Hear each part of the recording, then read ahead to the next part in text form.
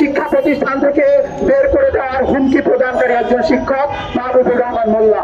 মাহবুবুর রহমান মোল্লা শিক্ষাক্ষেত্রে দুর্নীতি এবং অনিয়মের অন্যতম একজন প্রধান মাফিয়া। জিম্মি করে রাখার যে প্রক্রিয়াটি বিরাজমান ছিল সেটিকে বজায় রাখতে এনসিপি প্রত্যক্ষ এবং পরোক্ষভাবে মাহবুবুর রহমান মোল্লার মতো দুর্নীতিবাদ এবং অপরাধীদেরকে প্রশ্রয় দিয়ে আসছে। সূত্র মনে হলো বিষয়টি বাংলাদেশের বৃহত্তর স্বার্থের জন্য খুবই গুরুত্বপূর্ণ। আমাদের আজকের সংবাদ সম্মেলনের মূল বিষয়বস্তু হচ্ছে শিক্ষা খাতে বিরাজমান অনিয়ম বজায় রাখতে বাংলাদেশ গঠনতান্ত্রিক আন্দোলনের সৎ ও নিঃস্বার্থ দেশপ্রেমিক নেতাদের বিরুদ্ধে এনসিপির দেশমূলক অপপ্রচার। আপনারা অবগত আছেন, বিগত সরকারের শাসনামলে শিক্ষা ব্যবস্থাকে ধ্বংসের লক্ষ্যে পাঠ্যপুস্তকে রাজনৈতিক এজেন্ডা সংযুক্ত করার পাশাপাশি শিক্ষা খাতকে কিছু দুর্নীতিবাদ অর্থলোভী মাফিয়াদের হাতে তুলে দেওয়া হয়েছিল। 2024 সালের 5ই আগস্ট অভ্যুত্থানের সফলতার পর আমাদের প্রত্যাশা ছিল বাংলাদেশের অগ্রযাত্রা ত্বরান্বিত করতে শিক্ষা খাতে বিরাজমান অসঙ্গতি দূর হবে এবং শিক্ষা মাফিয়াদের বিরুদ্ধে রাষ্ট্র দৃষ্টান্তমূলক ব্যবস্থা গ্রহণ করবে। রাষ্ট্রের প্রতি শ্রদ্ধা এবং বিশ্বাসের জায়গা থেকে বাংলাদেশ গঠনতান্ত্রিক আন্দোলন দীর্ঘদিন ধরে শিক্ষা প্রতিষ্ঠানে অনিয়ম, দুর্নীতি এবং শিক্ষার্থীদের জিম্মি করে বাধ্যতামূলক কোচিং বাণিজ্যের বিরুদ্ধে আন্দোলন এবং সংগ্রাম করে আসছে। আজকের আলোচ্য বিষয় সেই ধারাবাহিকতার সাথে গভীরভাবে সম্পর্কিত। সম্প্রতি আমরা লক্ষ্য করছি আমাদের সংগঠনের সহসভাপতি জকির আহমেদ তুরান, কেন্দ্রীয় সংগঠক আজলান শাহ রাকিব, আবু সাইদ রিফাত সহ 5 জন নেতার ছবি ব্যবহার করে এনসিপির যুগ্ম মুখ্য সংগঠক SM শাহরিয়ার ফেসবুকে কোনো ধরনের প্রমাণহীন এবং ভিত্তিহীনভাবে প্রচার করছেন যে আমাদের সংগঠনের নেতারা নাহিদ ইসলামের নাম ব্যবহার করে চাঁদাবাজি, মানুষকে ভয়ভীতি প্রদর্শন এবং দখলদারিত্ব করছেন। উল্লেখযোগ্য বিষয় হলো অভিযোগের সপক্ষে বিন্দুমাত্র প্রমাণ না থাকা সেই পোস্টের নিচে কমেন্ট বক্সের পাবলিক প্রতিক্রিয়া পর্যালোচনা করলে দেখা যায় প্রায় সবাই সেই বক্তব্যকে মিথ্যাচার এবং মাহবুবুর রহমান মোল্লার কাছ থেকে টাকা খেয়ে অপপ্রচার বলে দাবি করেছেন। কিন্তু অদ্ভুত বিষয় হচ্ছে সেই প্রমাণবিহীন মিথ্যাচারের পোস্টটিকে শামসুল হক খান স্কুল অ্যান্ড কলেজের প্রায় সকল শিক্ষক শেয়ার করে জনগণের কাছে পৌঁছে দিতে SM শাহরিয়ার এবং এনসিপিকে সহযোগিতা করেছেন। এর মাধ্যমে বিষয়টি সুস্পষ্ট, মাহবুবুর রহমান মোল্লা এবং এনসিপি নেতাদের মধ্যে অস্বচ্ছ সম্পর্কের যোগসূত্র রয়েছে এবং তারই ধারাবাহিকতায় এনসিপির যুগ্ম মুখ্য সংগঠক SM শাহরিয়ার বাংলাদেশ গঠনতান্ত্রিক আন্দোলনের নেতাদের বিরুদ্ধে মিথ্যা অপপ্রচার চালিয়ে যাচ্ছেন। মাহবুবুর রহমান মোল্লাকে এবং তার বিরুদ্ধে থাকা অভিযোগগুলো সম্পর্কে আপনাদের অবগত হওয়া জরুরি। 9/9/2024 সালে যাত্রাবাড়ি থানায় জুলাই হত্যা মামলার 13 নম্বর আসামি মাহবুবুর রহমান মোল্লা। 20/11/2023 দুদক কর্তৃক প্রশ্ন ফাঁস এবং মানি লন্ডারিং মামলার প্রধান আসামি মাহবুবুর রহমান মোল্লা। 2015-16 সালে শিক্ষা মন্ত্রণালয় কর্তৃক অডিট আপত্তিতে শোকজ প্রাপ্ত শিক্ষক মাহবুবুর রহমান মোল্লা।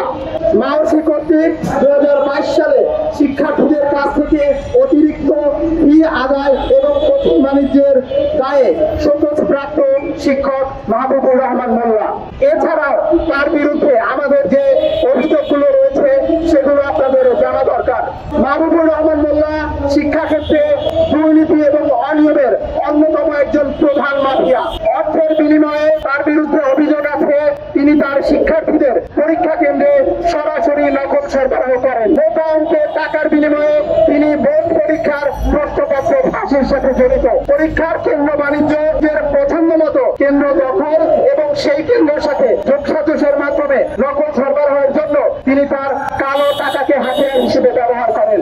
সরাসরি নিয়ম অমান্য করে এমপিওভুক্ত শিক্ষা প্রতিষ্ঠানের বিধিমালার বাইরে গিয়ে অতিরিক্ত ফি আদায় করেন। তিনি বাধ্যতামূলকভাবে তার শিক্ষা প্রতিষ্ঠানের সকল শিক্ষার্থীকে কোচিং করতে বাধ্য করেন এবং কোন শিক্ষার্থী কোন শিক্ষকের কাছে কোচিং করবে সেটিও তিনি নির্ধারণ করে দেন। অর্থনৈতিক অনিয়মের তালিকাগুলো তুলে ধরছি। কোচিং এবং অবৈধ ফি আদায়ের মাধ্যমে অর্জিত অর্থ তিনি রাজনৈতিক দলগুলোর অর্থনৈতিক তহবিল হিসেবে সরবরাহ করে থাকেন। মানি লন্ডারিং এর সাথে জড়িত থাকার দায় হয় ইতিমধ্যেই তার বিরুদ্ধে দ্রুত শিক্ষা মন্ত্রণালয় পদক্ষেপ নিলেও বাংলাদেশ রাষ্ট্র এখন পর্যন্ত তাকে কোনো ধরনের শাস্তির আওতায় আনতে ব্যর্থ হয়েছে। জুলাই অভ্যুত্থানে তার ভূমিকাগুলো আপনাদের জানা জরুরি। জুলাই অভ্যুত্থানে আন্দোলনকারীদের এবং তাদের পরিবারকে হত্যার হুমকি প্রদানকারী একজন ব্যক্তি মাহবুবুর রহমান মোল্লা।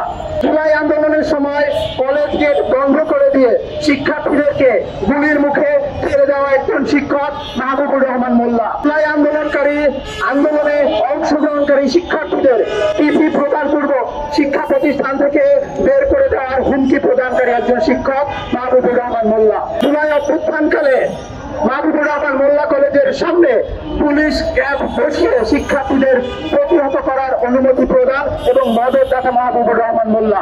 স্থানীয় সন্ত্রাসী গোষ্ঠীর সাথে অর্থনৈতিক লেনদেনের মাধ্যমে প্রভাব বিস্তারকারী হিসেবে নিজের আধিপত্য কায়েম করে অভিভাবক এবং শিক্ষার্থীদের জিম্মি করে রাখা একজন শিক্ষকের নাম মাহবুবুর রহমান মোল্লা।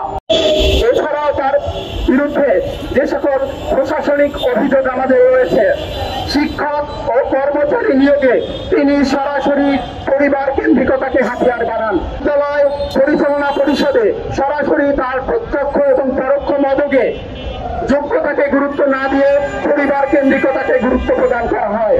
এমন গর্হিত কৃতকর্মের দায় নিয়ে চলা একজন ব্যক্তির সাথে সংঘবদ্ধ হয়ে আমাদের সংগঠনের নেতাদের বিরুদ্ধে প্রচারণা আমাদের সংগঠনের নেতাদের ব্যক্তিগত সুনাম ক্ষুণ্ণ করছে। ঢাকাতে বিরাজমান অন্যায় ও অপরাধের বিরুদ্ধে আমাদের চলমান আন্দোলনের গ্রহণযোগ্যতাকে প্রশ্নবিদ্ধ করার প্রচেষ্টা চলছে, যা বাংলাদেশের শিক্ষা সংস্কারের প্রক্রিয়াকে ব্যাহত করার একটি নীল নকশা হিসেবে বাংলাদেশ গণতান্ত্রিক আন্দোলন বিবেচনা করছে। জনগণকে বিভ্রান্ত করে এবং দুর্নীতিবাজ মহলকে শক্তি সঞ্চয় জুগিয়ে বাংলাদেশের শিক্ষার্থী এবং শিক্ষার্থী অভিভাবকদেরকে জিম্মি করে রাখার যে প্রক্রিয়াটি বিরাজমান ছিল, সেটিকে বজায় রাখতে এনসিপি প্রত্যক্ষ এবং পরোক্ষভাবে মাহবুবুর রহমান মোল্লার মতো দুর্নীতিবাদ এবং অপরাধীদেরকে প্রশ্রয় দিয়ে আসছে।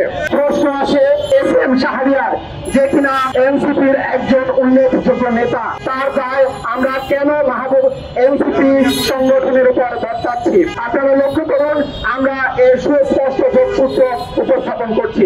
এসএম শাহরিয়ার এনসিপির আনুষ্ঠানিক পদধারী একজন নেতা এবং তিনি তার অপপ্রচারমূলক পোস্টটিতে দলীয় নাম, পদবি এবং এনসিপি প্রধান নাহিদ ইসলামের নাম সংযুক্ত করে পোস্টটি করেছিলেন। পোস্টের বিষয়বস্তু এবং বক্তব্যের সারমর্মে স্পষ্ট ছিল পোস্টটি এনসিপির সাংগঠনিক সিদ্ধান্তেই দেওয়া হয়েছে।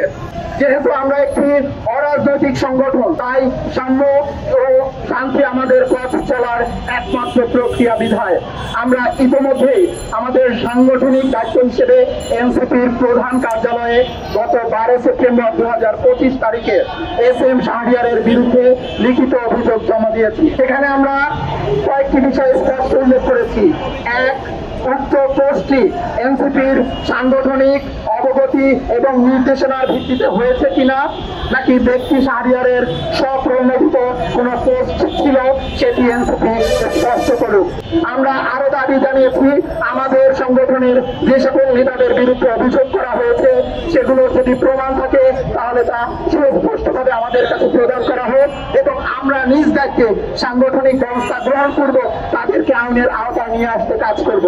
আমাদের দ্বিতীয় যে দাবিটি ছিল, যদি এনসিপি সংগঠন এই উদ্যোগটি নিয়ে থাকে তাহলে তারা সেই উদ্যোগের পেছনে যথার্থ যৌক্তিক প্রমাণ এবং দলিলাতি প্রকাশ করুক। যদি প্রকাশ করতে ব্যর্থ হয় তাহলে তারা ক্ষমা চান এবং এসএম শাহরিয়ারের বিরুদ্ধে সাংগঠনিক ব্যবস্থা গ্রহণ করুন। এই দাবিগুলোর পরিপ্রেক্ষিতে আমরা তাদেরকে 72 ঘন্টা সময় দিয়ে অপেক্ষারত ছিলাম। আমরা প্রত্যাশা করেছিলাম তাদের দিক থেকে কোনো প্রমাণ কিংবা সাংগঠনিক ব্যবস্থাটি গ্রহণ করা হবে, কিন্তু দুঃখজনক সত্য, আজকে 72 ঘন্টা অতিক্রম হয়ে পরবর্তী দিনের বিকাল 4টায় আমরা এখানে অবস্থান করব। এনসিপি এখন পর্যন্ত কোনো ধরনের সাংগঠনিক ব্যবস্থা গ্রহণ করেনি এবং আমাদের নেতাদের বিরুদ্ধে তোলা অভিযোগগুলোর সপক্ষে কোনো ধরনের প্রমাণ কিংবা সত্যতা উপস্থাপন করতে ব্যর্থ হয়েছে। এই বিষয়টি যতক্ষণ এসএম শাহরিয়ারের, যতক্ষণ এনসিপির, তার চেয়ে বেশি বাংলাদেশের। জুলাই অভ্যুত্থান পরবর্তীতে আমাদের প্রত্যেকের প্রত্যাশা ছিল অন্যায় এবং অপরাধীদের অপরাধীদের শনাক্ত করে তাদেরকে আইনের আওতায় নিয়ে আসা উচিত। কিন্তু আমরা দুঃখজনক ভাবে দেখছি যে সকল মানুষগুলো জুলাই অভ্যুত্থানে সরাসরি অংশগ্রহণ করে নিজেদের সর্বোচ্চ বিসর্জন দিয়েছে এবং এখনো অন্যায়ের বিরুদ্ধে নিঃস্বার্থভাবে জনগণের স্বার্থে আন্দোলন সংগ্রাম করে যাচ্ছে, সেই সকল মানুষগুলোকে প্রতিহত করার জন্য, তাদের মুখ বন্ধ করার জন্য এবং মাফিয়াদের শক্তি সঞ্চার করার জন্য এনসিপি এবং তাদের নেতাকর্মীরা সরাসরি মদত প্রদান করছে। এর মাধ্যমে বাংলাদেশ সহ বাংলাদেশের সাধারণ জনগণ অদূর ভবিষ্যতে একটি ভয়ানক সংকটের মুখে পতিত হবে, যা জুলাইয়ের যে প্রত্যাশা তাকে অর্জিত করবেই না, বরঞ্চ আমাদের সমস্যাগুলোকে ধীরে ধীরে আরো প্রকট করে তুলবে। তাই এই সমস্যাটি মাহবুবুর রহমান মোল্লা, এনসিপি, এস.এম. শাহরিয়ার কিংবা বাংলাদেশ গঠনতান্ত্রিক আন্দোলনের মধ্যে সীমাবদ্ধ থাকা জরুরি নয়, বরঞ্চ এই সমস্যাটি আজকে আমাদের এখানে উপস্থিত সাংবাদিক ভাই, বাংলাদেশের প্রত্যেকটি জনগণ এবং বিভিন্ন রাজনৈতিক অরাজনৈতিক সংগঠন প্রত্যেকেরই প্রধান কনসার্ন হয়ে ওঠা উচিত। মাহবুবুর রহমান মোল্লা একজন নয়, এরকম শতজন মাহবুবুর রহমান বাংলাদেশে রয়েছে। আমরা একজনের বিরুদ্ধে লড়াই করে আসছি, এরকম লড়াই আমরা আরো শতজনের বিরুদ্ধে করব, কিন্তু সেই লড়াইয়ের গন্তব্যে আমরা পৌঁছাতে পারবো নাকি পারবো না সেটা নির্ভর করছে আমাদের মতো অরাজনৈতিক সৎ এবং বিবেকবান সংগঠনের পাশে সাংবাদিক ভাই, বাংলাদেশ রাষ্ট্র এবং রাজনৈতিক দলগুলো কতটা সহায়তার হাত বাড়িয়ে দেয়। আমরা কখনোই আপনাদের কাছে অর্থনৈতিক সুবিধা কিংবা অন্য কোনো অতিরিক্ত সুবিধা প্রত্যাশা করি না। আমরা শুধু প্রত্যাশা করি সত্য এবং ন্যায়ের পক্ষে আপনারা আপনাদের অবস্থানকে নিশ্চিত করুন এবং সেই অবস্থানের হাত ধরেই বাংলাদেশে পরিবর্তন আসুক। যে ত্যাগ আমাদের শহীদেরা একের পর এক দিয়ে এসেছে, সেই ত্যাগগুলোকে গন্তব্যে পৌঁছে দেওয়ার দায়িত্ব যেমন আমাদের, তেমনি একজন সাংবাদিকের, একজন নাগরিকের, একজন শিক্ষার্থীর, একজন শিক্ষকের এবং বাংলাদেশের সকল রাজনৈতিক দলের। একটি ক্ষুদ্র সংগঠন হওয়া সত্ত্বেও আমরা যদি বিবেকের তাড়নায় বড় বড় মাফিয়াদের বিরুদ্ধে লড়াই বা সংগ্রাম করতে পারি, আমরা বিশ্বাস করি আপনারা প্রত্যেকে আপনাদের অবস্থান থেকে সেই লড়াইয়ে সামিল হওয়ার মতো সাহসটুকু বুঝে যাবেন এবং আমাদের হাত ধরে আগামীর অন্যায় এবং অপরাধের বিরুদ্ধে আপনারা আমাদের পাশে থাকবেন। তাদের সাংগঠনিক ব্যবস্থা আগামী 72 ঘন্টার ভিতরে নিশ্চিত করতে হবে, অন্যথায় আমাদের বিরুদ্ধে আনিত অভিযোগের প্রমাণ উপস্থাপন করতে হবে। দুটির একটিও যদি করতে তারা ব্যর্থ হয়, তাহলে আমরা পরবর্তীতে তাদের কার্যালয়ের সামনে মানববন্ধন কর্মসূচি দেব। আমরা দেখতে চাই অন্যায় এবং দুর্নীতির শেষ কোথায়। সত্য যদি হেরে যায়, সততা যদি হেরে যায়, ন্যায় যদি হেরে যায়, তাহলে জুলাই হেরে যাবে, বাংলাদেশ হেরে যাবে।